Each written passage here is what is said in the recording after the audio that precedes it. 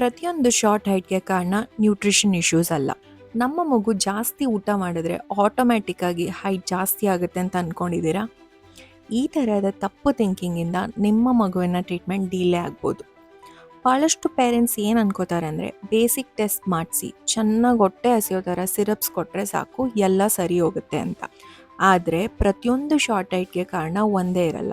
ಕೆಲವೊಮ್ಮೆ thyroid problems ಇರ್ಬೋದು, ಕೆಲವೊಮ್ಮೆ ಗ್ರೋತ್ ಹಾರ್ಮೋನ್ ಕಡಿಮೆ ಇರ್ಬೋದು, ಕೆಲವೊಮ್ಮೆ ಪ್ಯುಬರ್ಟಿ ಡಿಲೇ, ಬೋನ್ ಪ್ರಾಬ್ಲಮ್ಸ್ ಆರ್ ಕೆಲವು ಜೆನೆಟಿಕ್ ಸಿಂಡ್ರೋಮ್ಸ್ ಇರ್ಬೋದು.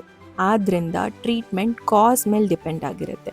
ಕೆಲವರಿಗೆ ಸ್ಪೆಸಿಫಿಕ್ ಟ್ರೀಟ್ಮೆಂಟ್ ಬೇಕಾಗ್ಬೋದು. ಉದಾಹರಣೆಗೆ thyroid medicines, growth hormone injections or puberty related treatment. ಕೇವಲ ನ್ಯೂಟ್ರಿಷನ್ ಕರೆಕ್ಟ್ ಮಾಡೋದ್ರಿಂದ ಹೈಟ್ ಇಂಪ್ರೂವ್ ಆಗಲ್ಲ. ಸಮಯಕ್ಕೆ ಸರಿಯಾಗಿ ಕಾರಣ ಕಂಡಿಡಿದು ಟ್ರೀಟ್ಮೆಂಟ್ ಮಾಡಿದ್ರೆ ಔಟ್ಕಮ್ ಬೆಟರ್ ಇರುತ್ತೆ.